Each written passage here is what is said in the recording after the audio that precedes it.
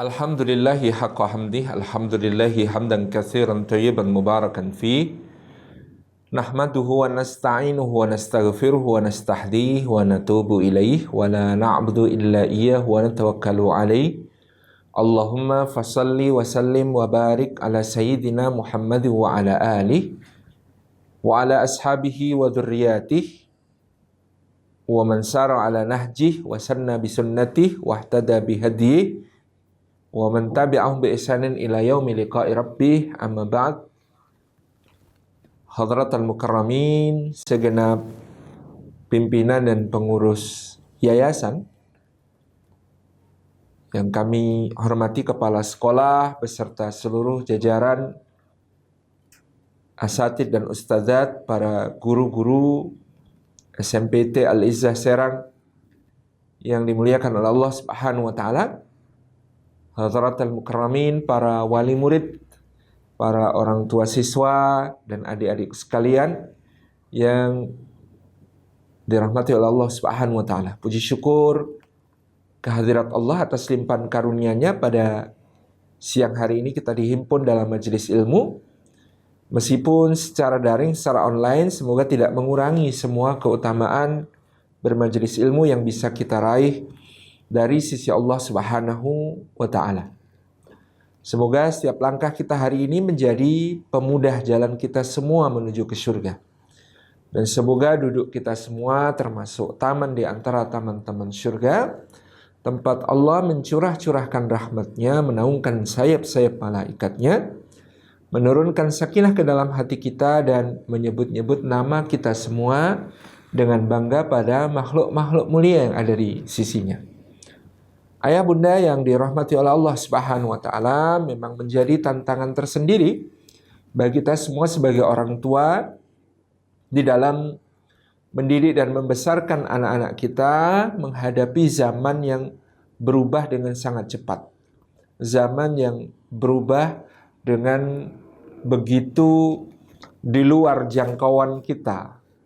Sedangkan anak-anak kita kelak akan hidup pada zamannya yang mungkin sudah berbeda lagi dengan zaman yang kita hadapi saat ini.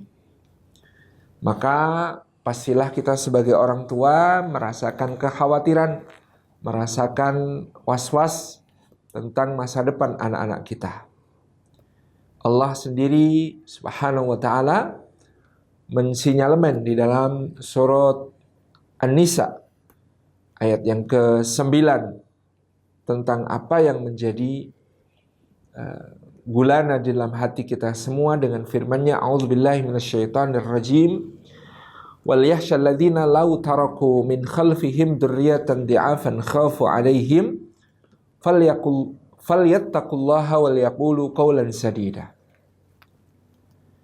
Dan hendaklah takut orang-orang yang meninggalkan di belakang mereka generasi penerus anak cucu dalam keadaan lemah, yang senantiasa mereka khawatirkan keadaannya. Maka hendaklah mereka bertakwa kepada Allah dan hendaklah mereka mengucapkan perkataan yang lurus. Kita semua menyadari tanggung jawab besar sebagai orang tua untuk meninggalkan generasi di belakang kita, penerus kita, anak cucu kita, sebagai orang-orang yang tangguh, yang kokoh, yang mampu mengemban amanah kehambaannya sebagai Abdullah, sebagai orang yang harus beribadah dan mengabdi kepada Allah, sekaligus sebagai khalifah, sebagai yang akan mengelola bumi Allah Subhanahu wa taala sebaik-baiknya untuk kemanfaatan dan mencegah kerusakan ataupun pertumpahan darah. Kita sangat aware, sangat sadar dengan beratnya tanggung jawab tersebut, sehingga tantangan-tantangan yang kita hadapi ini menjadi sesuatu yang tentu membuat kita semakin was-was, di mana salah satunya adalah perkembangan teknologi ya secara umum, dan khusus seperti tema kita siang hari ini adalah gadget yang tidak bisa tidak ya hadir dalam kehidupan kita. Kita sebagai orang tua pun sekarang banyak tergantung kepada gadget dalam melaksanakan berbagai aktivitas keseharian. Maka demikian pula anak-anak kita, bahkan di dalam belajarnya, sekolahnya harus mau tidak mau memanfaatkan gadget dan teknologi informasi. Nah, tentu pada titik tertentu keperluan itu iya. Tetapi jelas gadget menawarkan banyak hal yang menarik, banyak hal yang begitu interesting bagi anak-anak kita, yang membuat mereka mau tak mau terus-menerus berada di depan gadget. Bahkan ada yang sampai pada titik kecanduan, ada yang sampai pada titik begitu tergantungnya dengan gadget. Jadi, para ayah bunda yang dirahmati oleh Allah Subhanahu wa taala, bagaimana sikap kita sebagai orang tua untuk tetap dapat mengemban tanggung jawab? Paling tidak anak-anak kita senantiasa terjaga fitrahnya, terjaga di atas tauhid, terjaga di atas Islam, terjaga di atas as-siratal mustaqim, terjaga dalam muahadahnya dengan Allah Subhanahu wa taala untuk mengabdi kepada Allah sebagai hamba dan tidak menyekutukan Allah dengan siapapun. Bagaimana supaya kita semua bisa mengemban amanah sebagai orang tua yang dibebani Allah dengan kalimat ya ayyuhalladzina amanu qu anfusakum wa ahlikum nara. Wahai orang-orang yang beriman, jagalah diri kalian dan jagalah keluarga kalian dari api neraka. Ini terkait dengan gadget tentu sesuatu yang menjadi penting. Yang pertama, Bapak Ibu yang dirahmati oleh Allah Subhanahu wa taala, mari kita tunaikan tugas kita sebagai orang tua dengan memperhatikan apa yang diwasiatkan Allah Subhanahu wa taala dalam surat An-Nisa ayat yang ke-9 tadi. Supaya kita tidak meninggalkan generasi di belakang kita dalam keadaan lemah, dan supaya kita tidak senantiasa khawatir atas mereka, Allah menawarkan dua obat terpenting, yaitu falyattaqullaha wal yaqulu qawlan sadida. Maka hendaklah mereka, para orang tua itu, bertakwa kepada Allah, wal yaqulu qawlan sadida, dan hendaklah mereka mengucapkan perkataan yang lurus, yang lempeng, yang konsisten dan konsekuen dalam berkomunikasi, terutama dengan anak-anaknya. Jadi kuncinya pertama, kita tidak bisa menuntut anak kita terlebih dahulu, tetapi kita menuntut diri kita pribadi sebagai orang tua terlebih dahulu untuk berjuang supaya bertakwa kepada Allah. Karena ketakwaan orang tua adalah salah satu kunci terkuat menjaga anak-anaknya. Karena ketakwaan orang tua akan menjadi pembuka pintu rahmat dan hidayah Allah untuk anak-anak kita. Kita sebagai orang tua tidak bisa berada di sisi mereka 24 jam, mengawasi mereka 24 jam, membimbing dan mendampingi mereka 24 jam, tidak. Tetapi Allah bisa. Dan cara kita untuk melibatkan Allah Subhanahu wa taala, membimbing anak kita, mendampingi anak kita, menjaga anak-anak kita, adalah dengan kita menjaga diri kita supaya ada dalam ketakwaan kepada Allah. Falyattaqullaha, wahai para orang tua yang ingin anaknya terjaga dari segala hal yang negatif, apapun itu, maka mari kita bersama sebagai orang tua berjuang untuk bertakwa kepada Allah Subhanahu wa taala. Takwa dalam makna hati-hati, berhati-hati dalam perjalanan hidup di dunia kita. Karena hidup ini digambarkan seakan seperti sebuah tempat yang penuh onak, duri, dan jebakan. Sedangkan sinar yang menyinari kita temaram, lamat-lamat. Sehingga kita perlu sangat berhati-hati dalam kehidupan dunia supaya tidak jatuh dalam jebakan, supaya tidak perlu tertusuk onak dan duri, supaya kita tidak tertimpa bahaya yang akan lebih bahaya itu ketika nanti di akhirat. Takwa dalam makna kita berjuang untuk melaksanakan perintah-perintah Allah, imtithalul awamirillah, melaksanakan berbagai perintah Allah itu sekuat kemampuan kita. wajtinabu nawahihi, dan sejauh mungkin menghindar, menjauhi apa-apa yang dilarang oleh Allah Subhanahu wa taala. Begitu kita menjadi orang tua, bahkan begitu kita menikah, mempersiapkan diri menjadi orang tua bagi anak-anak kita, sudah saatnya kita tirakat, sudah saatnya kita bermujahadah untuk menggapai ketakwaan kepada Allah itu. Bukan hanya untuk diri kita sendiri, tapi dengan niat untuk anak-anak kita. Menjaga diri kita dari yang haram, dari yang batil, dari perkara-perkara yang syubhat, dari hal-hal yang mengganggu, ya, berupa kemaksiatan-kemaksiatan, maupun juga asupan yang haram, makanan yang haram, penghasilan yang haram, yang itu sangat-sangat berbahaya, bukan cuma di akhirat, tapi juga di dunia. Maka dia juga adalah muraqabah. Berjuang untuk menjadi orang tua bertakwa itu senantiasa menghadirkan pengawasan Allah kepada diri kita. Merasa bahwa Allah selalu melihat kita, mendengar kita, menyimak kita, mencatat amal perbuatan kita, dan nanti akan memberikan balasan yang adil kepada kita semua. Juga kita rasakan muahadah, menjadi orang yang ingat janjinya untuk menghamba kepada Allah, menjadi orang yang bermuhasabah, senantiasa introspeksi, memperhatikan bekal kembali kita kepada Allah, dan juga menjadi orang yang bermujahadah, tak henti-henti untuk terus mencoba mengikhlaskan niat dalam amal-amal kita dan mengistiqomahkan amal-amal tersebut. Barangkali penyemangat kita ada dalam Suratul Kahfi yang sering kita baca di hari Jum'ah. Bahwa dalam Suratul Kahfi itu kita menemukan di bagian akhir kisah Nabi Musa alaihi salam dan Khidir, gurunya, yang menegakkan dinding sebuah rumah yang di bawahnya terdapat harta simpanan milik 2 anak yatim di kota tersebut. Apa yang membuat Allah mengutus 2 orang nabi, yang satu bahkan seorang rasul ulul azmi yang sangat agung, untuk menyelamatkan harta simpanan bagi kedua anak yatim tersebut? Alasannya sederhana. Wa kana abuhuma salihan. Bapak dari 2 anak yatim itu adalah orang yang saleh.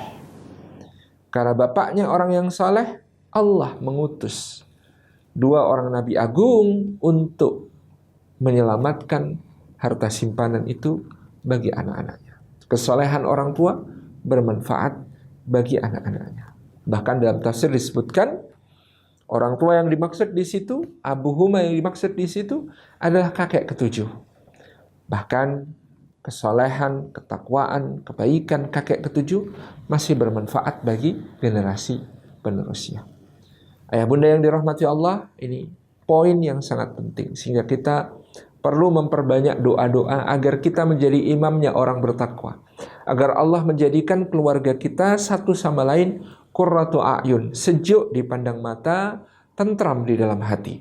Rabbana hablana min azwajina wa dzurriyyatina qurrata a'yun waj'alna lil muttaqina imama. Waj'alna lil muttaqina imama.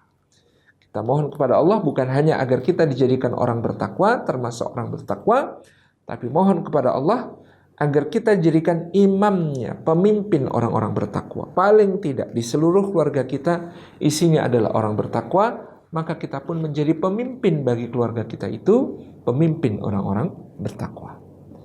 Jadi ini poin pertama, nilai mendasar pertama yang penting untuk kita hadirkan.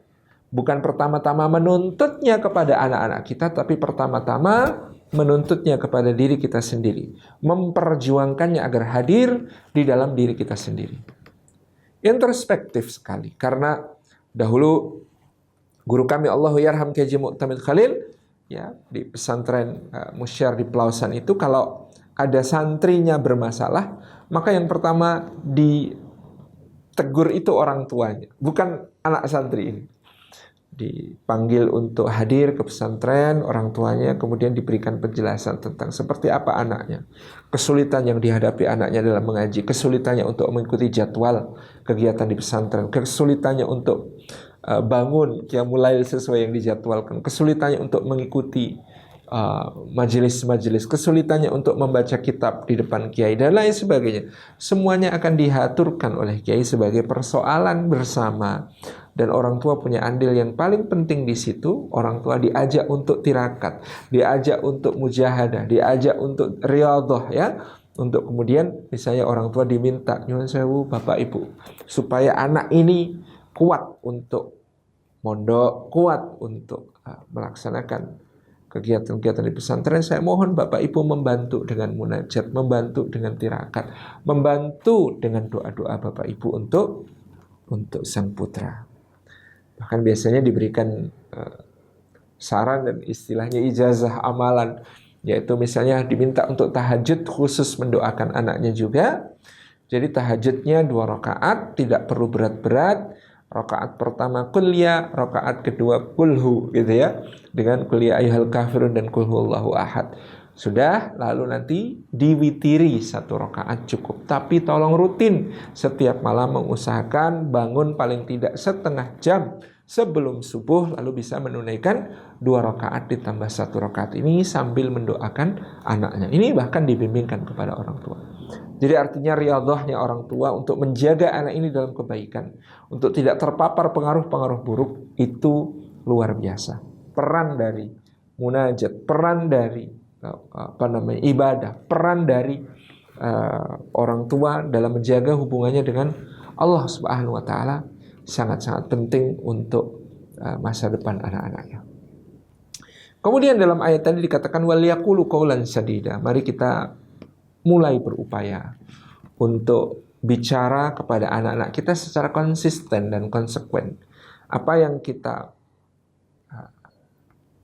ajarkan kepada anak kita dalam kata-kata, mudah-mudahan kita semua mampu untuk menjadi yang mengamalkannya lebih dahulu.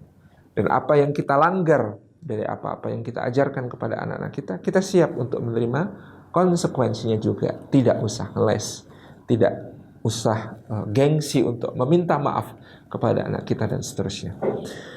Nabi SAW memuji seorang bapak yang disebut sebagai seorang bapak ahli surga. Kenapa? Karena bapak ini konsisten dan konsekuen. Jadi bapak ini selain menanamkan nilai-nilai kebaikan dan memahamkan anaknya untuk menjauhi keburukan, dia menggantung sebuah cemeti, sebuah cambuk itu di atas pintu rumah.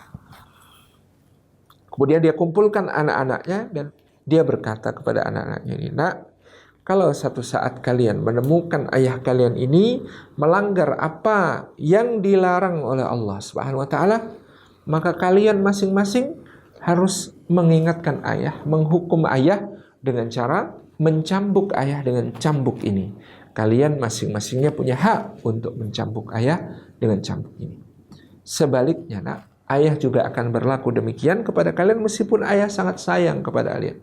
Mungkin ayah akan melakukannya sambil menitikkan air mata, menangis. Tapi itu yang harus dilakukan. Sebagai konsekuensi kalau kalian melakukan kesalahan, kalian melanggar apa yang dilarang Allah, ayah juga akan memukul kalian dengan cambuk ini." Ini adalah satu gambaran tentang sikap konsisten dalam menyampaikan apa yang baik dan benar kepada anak-anak. Dan konsekuen kalau kemudian melanggar apa yang harus dilakukan kepada bapak maupun kepada anak-anak tersebut. Gitu ya. Ini poin yang sangat penting, Bapak Ibu yang dirahmati Allah. Kita mencoba untuk senantiasa satu antara kata dengan perbuatan. Demikian pula kepada anak-anak kita. Kita perlu bicara kepada mereka dengan kalimat-kalimat yang baik, bicara kepada mereka dengan hal-hal yang baik, mengarahkan mereka kepada kebaikan, tanpa lupa bahwa kalau kita melanggar pun, maka kita tidak perlu ngeles, tidak perlu gengsi untuk minta maaf, dan tidak perlu menghindar kalau memang kita dan anak-anak sudah menyepakati satu hukuman ketika kita melanggar apa-apa yang dilarang oleh Allah Subhanahu wa taala. Tentu ini juga terkait dengan bagaimana kita memberikan teladan semampu kita kepada anak-anak kita. Karena anak-anak kita ini lebih percaya apa yang dilihat daripada yang didengar. Apalagi dia di masa dulu waktu SD ketika tumbuh dia peniru yang baik, ya. Dia lebih percaya apa yang dilihat daripada yang didengar. Nak, baca Quran dong nak, baca Quran itu baik. Enggak, baca Quran itu enggak baik. Kenapa? Bapak ibuku yang orang baik dalam pandangan dia, itu tidak baca Quran. Berarti baca Quran bukan aktivitas yang baik. Demikian pula nak, jangan ambil barang pakai kaki dong nak. Nah, oh ambil barang pakai itu baik. Loh, apa buktinya? Bapak dan ibuku sering. Karena mereka adalah orang baik, tentu itu juga adalah hal yang baik. Termasuk soal gadget. Nah, soal gadget ini juga pertama-tama adalah apa yang mereka lihat dan mereka saksikan dari orang tuanya. Akan sulit kita mengatakan, nak gadget ini buruk, nak gadget ini bermasalah, nak gadget ini akan menjadikan kita bodoh, nak gadget ini akan bikin begini, bikin begitu. Kalau kita sebagai orang tua, mereka juga melihat kita sebagai orang tua, tiap hari nggak pernah lepas dari gadget. Tiap saat pegang gadget. Bahkan gadget menjadi sesuatu yang lebih kita pentingkan daripada anak-anak kita. Gitu ya. Ini salah satu poin penting ya, kadang-kadang kenapa orang tua bingung kok anaknya itu sangat terikat sekali dengan gadget, sangat lekat sekali dengan gadget, seakan tidak bisa dipisahkan. Karena gadget itu, ayah bunda sekalian, adalah sesuatu yang responsif. Dia rajin memberi respon kepada anak-anak kita. Maksudnya rajin memberi respon itu begini. Dia disentuh, dia kasih respon. Dia dipencet, dia kasih respon. Dia diklik, dia kasih respon. Nah, apakah kita sebagai orang tua ya sudah seperti itu kepada anak-anak kita? Ya. Selain tadi, tentu kita tidak boleh memberikan contoh kepada mereka bahwa kita ternyata tidak pernah lepas dari gadget. Bahkan gadget ini kadang-kadang lebih utama daripada mereka. Na'udzubillah min dzalik. Itu tentu akan menjadi sesuatu yang sulit difahamkan kepada mereka. Nah, yang namanya gadget itu buruk. Nyatanya bapak setiap hari pegang gadget nggak pernah lepas. Nah, yang namanya gadget itu berpengaruh negatif loh. Ibu senangnya tiap hari nggak pernah lepas dari gadget. Oh, itu tentu menjadi sulit untuk mereka terima bahwa penjelasan bahwa gadget itu buruk, gadget itu tidak baik. Kenapa? Karena orang tuanya juga tidak pernah lepas dari gadget. Ini PR kita tersendiri. Karena tentu sebagai orang dewasa, ya kan bapak ibu kita nggak bisa beralasan. Kan bapak udah besar, udah tahu bedanya mana yang baik dan buruk. Enggak, kita nggak bisa beralasan begitu. Tentu kita juga mesti membatasi bagaimana interaksi dengan gadget ini pada hal-hal yang bermanfaat. Ya, akan menjadi kebohongan kepada anak-anak kita kalau mengatakan ya bapak cuma hal yang bermanfaat, padahal kita nge-game di situ, padahal kita nonton sesuatu dari YouTube dan lain sebagainya yang juga tidak terlalu signifikan amat manfaatnya bagi hidup kita, gitu ya. Kita menggunakannya untuk berkomunikasi juga di WhatsApp, di media sosial yang lain, itu juga ternyata cuma nyimak obrolan-obrolan yang sebenarnya tidak terlalu signifikan manfaatnya bagi hidup kita. Contohnya begitu. Lalu kita mengatakan kepada anaknya, loh bapak ini manfaat. Ya sama dong pak, saya juga manfaat. Gitu. Itu yang akan ada dalam perasaan anak. Jadi personally yang pertama-tama kita juga perlu perhatikan di sini adalah bagaimana kemudian sikap kita sendiri terhadap gadget tersebut. Jadi, dalam pandangan anak kita, orang tua lagi-lagi adalah contoh terbaik. Kalau orang tua tidak lepas dari gadget, maka tentu anak-anak juga tidak akan lepas dari gadget. Yang berikutnya tadi, ya, gadget itu responsif, Bapak Ibu yang dirahmati Allah. Apakah orang tua juga responsif? Itu pertanyaannya. Gadget sekali disentuh ngasih respon, sekali dipencet ngasih respon, sekali diklik ngasih respon. Orang tua dipanggil berapa kali baru nengok kepada anaknya. Itu pun ternyata nggak nengok-nengok karena masih asik nyimak di gadgetnya. Ya, orang tua, ya, berapa kali ditarik-tarik tangannya sama anaknya untuk memperhatikan. Baru kemudian dia akan memperhatikan. Itu juga akan menjadi PR tersendiri bagi kita. Jadi yang luar biasa harusnya adalah bagaimana cara kita sebagai orang tua menjadi sosok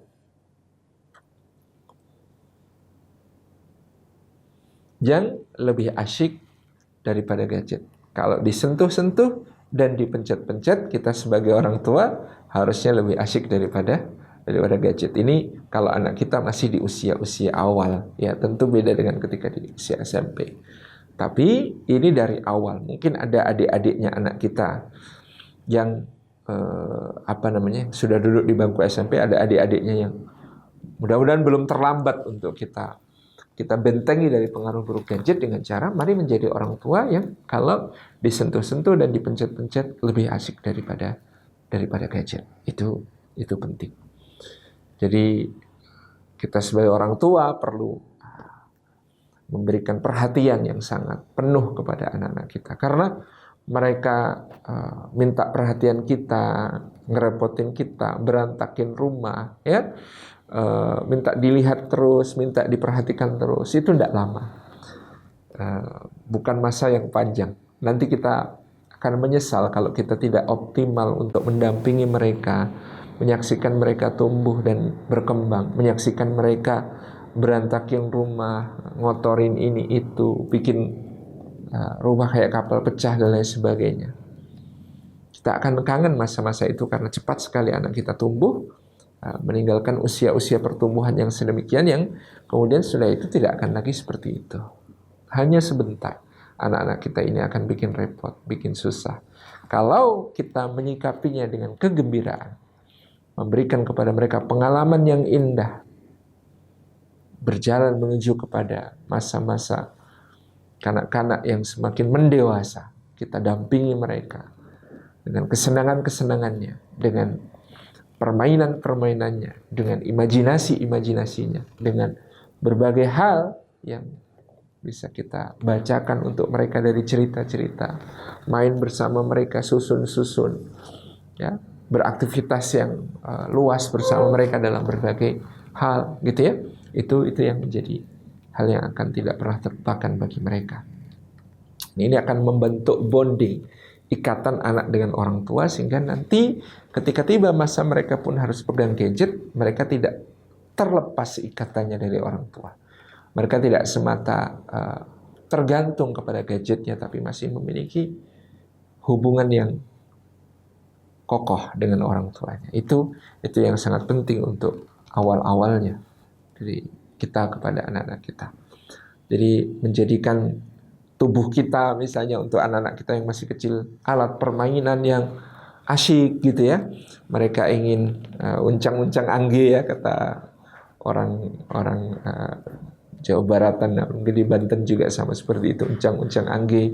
Kita buat mereka jungkat-jungkit di kaki kita gendong mereka seperti Nabi SAW dijadikan kuda-kudaan oleh Sayyidina Husain. Bahkan di dalam sholat pun dijadikan seperti itu, ditunggu sampai selesai bermain, ya, tidak ingin diputus keasyikannya oleh Nabi SAW, cucu-cucu ini, sampai kemudian kita jadikan diri kita sebagai komedi putar, kita jadikan diri kita sebagai perosotan, kita jadikan diri kita sebagai ayunan buat mereka dan seterusnya. Membangun keakraban dan kedekatan yang luar biasa ini sangat penting supaya kita menjadi sosok orang tua yang kalau disentuh-sentuh dan dipencet-pencet lebih asyik daripada gadget. Yang selanjutnya, Bapak Ibu yang dirahmati Allah Subhanahu wa taala, tentu adalah bagaimana menjadi pribadi orang tua yang masih memiliki pengaruh yang signifikan kepada anak, membangun hubungan dengan anak ketika mereka sudah di usia SMP tadi, supaya mereka juga tidak terlalu tersita waktu mereka, pikiran mereka dengan gadget mereka itu. PR pertama bagi orang tua adalah berlatih mendengarkan. Anak-anak kita, apalagi usia SMP, itu kalau kata orang Jawa, doyan segora, doyan sworo. Anak-anak kita ini mulai mau nasi tapi tidak mau nasihat. Bagaimana kemudian anak-anak kita ini pada usia SMP sudah memang bukan waktunya untuk banyak diberi instruksi, banyak disuruh-suruh, banyak harus diarahkan dengan cara yang mendikte dan otoriter. Tidak bisa lagi, memang sudah bukan masanya. Ya, kalau 0 sampai 2 tahun namanya bayi, 2 sampai 7 namanya kanak-kanak, 7 sampai 10 pendisiplinan ibadah, 10 ke atas itu sudah mereka jadi khalifah. Jadi kalau 7 sampai 10 jadi Abdullah, melatih diri jadi Abdullah, 10 ke atas ini sudah mendidik diri menjadi khalifah. Ya, tidak bisa lagi didikte, tidak bisa lagi diarah-arahkan secara otoriter saja sebagai orang tua. Meskipun orang tua menganggap dirinya otoritatif, tidak bisa lagi. Maka PR kita pada anak-anak kita yang seusia ini, seusia SMP adalah banyak mendengar. Banyak mendengar tanpa memotong. Banyak mendengar tanpa melompat ke kesimpulan. Banyak mendengar tanpa memberi solusi sebelum diminta. Banyak mendengar tanpa menghakimi, menjudge, merasa kita lebih tahu daripada anak-anak. Ini hal yang sangat penting. Jadi ketika anak-anak merasa aman, ya, membicarakan segala sesuatunya dengan orang tua. Ketika anak-anak merasa didengarkan oleh orang tuanya, maka mereka akan berbagi dan terus berbagi, menjadikan orang tuanya sebagai sahabat terbaik, menjadikan orang tuanya sebagai tempat curhat terbaik, tempat sharing berbagai hal yang terbaik. Ini akan memudahkan orang tua untuk tahu sampai di mana perkembangan anaknya, sampai di mana keterkaitannya dengan dunia di luar sana, sampai di mana dia memahami berbagai macam isu-isu kekinian, sampai di mana dia mengerti tentang kedudukannya sebagai seorang mukmin, seorang muslim, ya, seorang remaja pria ataupun remaja putri dalam pergaulan dan lain sebagainya. Ini sangat penting untuk menjadi pendengar yang baik bagi anak-anak kita. Kadang-kadang kalau anak-anak tidak merasa aman untuk berbicara karena ya tadi orang tua suka motong, dia baru cerita, mau cerita 3 halaman, tapi baru dapat 2 kalimat sudah dipotong. Dengan berbagai alasan tentu motongnya, dengan alasan nggak ada waktu dengerin, dengan alasan sudah tahu intinya, dengan alasan jump to conclusion, dengan alasan ini bahaya ini tapi langsung dipotong, tidak mau didengarkan sampai akhir dan lain sebagainya. Ini berbahaya. Nah, jadi berusahalah untuk punya waktu mendengarkan anak-anak kita, curhat-curhat mereka, segala sesuatu yang ingin mereka ungkapkan secara aman. Saya mencontohkan anak saya yang pertama, perempuan kelas 2 SMP. Kita semalam perjalanan dari rumah eyangnya pulang ke rumah. Masya Allah, kita mendengarkan berbagai sharingnya tentang hubungannya dengan teman-temannya, tentang bagaimana kemudian dia memiliki kesulitan-kesulitannya di dalam mengejar target hafalannya. Kita mendengarkan apa kendala-kendalanya di dalam bergaul, apa kendala-kendalanya di dalam mengejar apa-apa yang dia inginkan dan dia cita-citakan, ya, apa aspirasinya untuk masa depan, seperti apa kuliah yang dia harapkan, lanjutan sekolah seperti apa yang dia inginkan. Kita menyimak dan itu luar biasa, Bapak Ibu dirahmati Allah. Betapa banyaknya naudzubillah min dzalik orang tua yang ketika tidak bersedia mendengarkan anak-anaknya, motong, menjudge, menghakimi dan lain sebagainya, langsung menasihati, ya, padahal ceritanya belum selesai tapi sudah langsung dinasihati, mereka menjadi kehilangan kesempatan untuk mendengarkan segala hal yang dialami, dirasakan dan sedang dilalui oleh anak-anaknya. Sehingga banyak orang tua terkaget-kaget, tahunya anaknya baik, diam, nggak pernah cerita, ya, di dalam kamar terus, tapi ternyata dia sudah berada dalam keadaan berbahaya, tergabung dalam komunitas berbahaya, ya, melakukan aktivitas-aktivitas digital yang berbahaya, ya, dan mendapatkan pengaruh-pengaruh negatif yang sudah sangat sulit diobati. Karena apa? Karena ketidaksediaan mendengar dari awal. Jadi kesediaan mendengar ini begitu penting, begitu luar biasa untuk kita praktekkan, ya.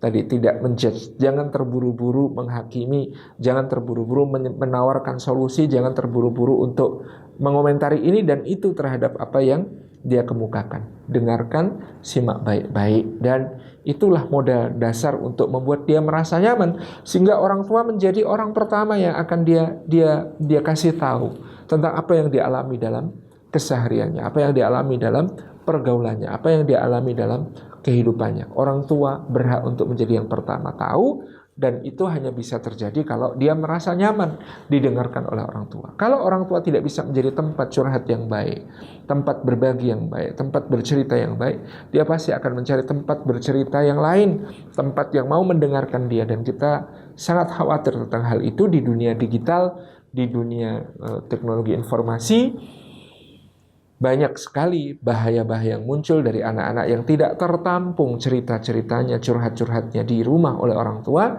curhat kepada pihak lain yang tentu akan memberikan dampak yang tidak bisa kita kontrol. Na'udzubillah min dzalik, dampak-dampak buruk, dan bahkan mungkin di sana na'udzubillah min dzalik ada predator-predator baik secara seksual maupun hal lainnya yang kemudian berkeliaran, bergentayangan, siap menyimak curhat-curhatnya anak-anak kita dan kemudian membawanya kepada hal yang lebih mengerikan. Ini yang penting untuk Bapak Ibu ketahui. Jadi untuk Bapak Ibu betul-betul perhatikan menjadi pendengar yang baik. Yang kedua adalah bagaimana kita get involved untuk terlibat juga ke dalam apa-apa yang disenangi dan disukai oleh anak-anak kita. Jadi kalau tadi anaknya sudah terlanjur senang drama Korea, pop culture dari Korea, K-pop dan lain sebagainya, cobalah untuk nyambung sedikit ketika dia ajak ngobrol. Bukan dalam rangka kita menceburkan diri dalam kesukaan seperti dia, tidak. Tapi bagaimana kemudian kita mengapresiasi apa-apa yang menjadi kesukaannya itu agar nanti bisa memberikan pengarahan-pengarahan yang baik dan mencegah dia dari hal-hal yang buruk. Ya, Bapak Ibu mungkin perlu tahu bintang pop Korea siapa yang dia idolakan dan lain sebagainya itu ya. Perlu kenal siapa itu Changmin, siapa itu dan lain sebagainya itu ya. Itu harus tahu supaya ketika mereka ngobrol dengan Bapak Ibu, mereka merasa, wah, Mama buat curhat begini cocok juga ternyata. Nah, dia akan menceritakan seperti apa perasaannya tentang idol-idol itu, seperti apa ketertarikannya pada dunia mereka, hidup mereka dan sebagainya. Mungkin pertama-tama tidak menghakimi, tetapi lama-kelamaan kita kalau mau mendengarkan akhirnya bisa memberi masukan tentang tidak berlebihan, tentang bagaimana bahwa mereka ini dibandingkan Rasulullah SAW masih jauh sekali gitu ya dalam kesempurnaannya secara fisik maupun lebih-lebih soal akhlak mulianya, kebaikan-kebaikannya dan lain sebagainya. Jadi pertama-tama adalah get involved juga bagaimana kita tahu meskipun sedikit ya soal dunia yang mereka gemari, dunia yang mereka sukai, dunia yang jadi hobi mereka. Bapak-bapak juga perlu tahu anak-anak cowoknya ngegame-nya tuh ngegame apa ya, supaya ketika diajak ngobrol tentang game itu nyambung, supaya kemudian bisa memberikan pengarahan-pengarahan yang baik gitu. Yang ketiga adalah memfasilitasi hal-hal baik yang ada pada mereka. Kalau mereka sudah menunjukkan ketertarikan, hobi-hobi tertentu yang positif, segera secepatnya fasilitasi supaya itu menjadi alternatif baginya untuk berkegiatan di luar gadgetnya. Dia senang fotografi, ya kenapa tidak segera dibelikan kamera yang memadai untuk fotografi? Dia senang untuk desain grafis, ya memang sudah menjadi kewajiban orang tua mengupayakan yang terbaik, fasilitas misalnya laptop yang bagus untuk dia berkreasi di situ. Dia senang ya panahan misalnya anak cowoknya. Sudah, kita perlu memberikan fasilitas terbaik untuk dia supaya bisa menekuni hobi tersebut. Ya, dia senang berkuda. Ya, ini memang biaya mahal, tapi why not untuk kemudian perkembangannya ke depan kita fasilitasi dia dapat pelatih kuda yang baik dan bisa berlatih di sanggar pacuan yang baik dan lain sebagainya. Jadi, kalau kita tidak mewadahi hal-hal yang positif, kita tidak memfasilitasi hal-hal yang positif yang ada pada anak-anak kita, dia akan mencari cara untuk sekedar mencari fasilitas akan hal-hal yang disenangi yang belum tentu positif ya. Dan dunia maya menyediakan itu semuanya. Dunia gadget menyediakan semua kesenangan-kesenangan yang sangat merusak itu. Maka kita sebagai orang tua begitu mengetahui hobi-hobi anak kita, apa kesenangan-kesenangan anak kita yang penting, perlu segera memfasilitasi anak tersebut dengan apa-apa yang kita mampu. Ya, itu apalagi kalau dia melibatkan aktivitas non dunia maya ya, dengan di luar gadgetnya dan lain sebagainya. Tadi seperti yang saya contohkan, fotografi sampai desain grafis sampai kemudian ke aktivitas-aktivitas olahraga fisik ya, mau futsal mau apa yang dia betul-betul senang, fasilitasi sebaik-baiknya. Ya, perlu ya didampingi seluas-luasnya, itu yang penting untuk kita lakukan. Jadi prinsipnya kalau kita tidak memfasilitasi hal-hal yang baik, ya dia akan mencari-cari sendiri tentang hal-hal yang buruk. Itu sudah sudah alaminya begitu, maka perlu kita segera memfasilitasi hal-hal yang baik yang digemarinya. Yang berikutnya adalah bagaimana kita sebagai orang tua kemudian mencarikan sambungan lingkungan yang baik, mencarikan teman yang baik. Kalau mencarikan sekolah juga sekolah yang isinya teman-teman yang baik gitu ya. Kemudian juga kalau dia ada komunitas hobi, sambungkan dengan komunitas hobi yang isinya adalah orang-orang baik yang bisa tetap menjaga anak-anak kita dalam kebaikan. Ya, itu tugas berikutnya. Yang berikutnya adalah dalam soal gadget kita punya rules di dalam rumah, ya. Ada batasan setiap hari. Ya, tentu setelah anak paham bahwa berlebihan itu tidak baik termasuk dalam hal gadget. Jadi kita perlu untuk kemudian membatasi mereka. Ya, tetap juga membatasi diri kita tentu saja. Ada waktu-waktu non pakai gadget. Misalnya kita ba'da maghrib sampai isya, waktunya tilawah bareng atau waktunya untuk baca-baca bareng. Di situ tidak boleh ada gadget. Kemudian di meja makan, lagi makan bareng dan lain sebagainya. Untuk tidak sambil pegang gadget, tapi kita ngobrol hati ke hati. Sebelum tidur ya, di tempat tidur jangan pegang gadget misalnya. Hal seperti itu perlu untuk kita tegakkan sebagai disiplin, tentu dengan kesepakatan. Dosis maksimumnya sehari berapa pegang gadget itu, berapa jam dan lain sebagainya. Kita perlu sepakati dengan mereka, tentu setelah memahamkan mereka bahwa ada hal-hal yang juga penting di luar gadget itu. Dan terakhir, Bapak Ibu dirahmati Allah, mendampingi ketika mereka memegang gadget pada satu kondisi-kondisi tertentu untuk tetap memberi saran dan masukan dan lain sebagainya. Insya Allah dengan kiat-kiat ini mudah-mudahan Allah jaga anak-anak kita dari dampak-dampak negatif yang ada di gadget dengan segala keterhubungannya yang unlimited dengan dunia maya yang tanpa batas. Nah, mudah-mudahan gadget juga bisa menjadi wasilah bagi anak-anak kita justru untuk meraih prestasi, justru untuk membangun kebaikan-kebaikan, ya, dia memposting karyanya untuk mendapatkan apresiasi maupun kritik masukan di media sosialnya dan lain sebagainya. Ini insya Allah juga ada manfaatnya. Jadi tidak semua di gadget tentu berbahaya, tetapi bagaimana kita mengawal dengan kiat-kiat tadi supaya semuanya bermanfaat dan meminimalisasi mafsadat kerusakannya. Demikian dapat kami sampaikan. Jazakumullah khairan. Wassalamualaikum warahmatullahi wabarakatuh.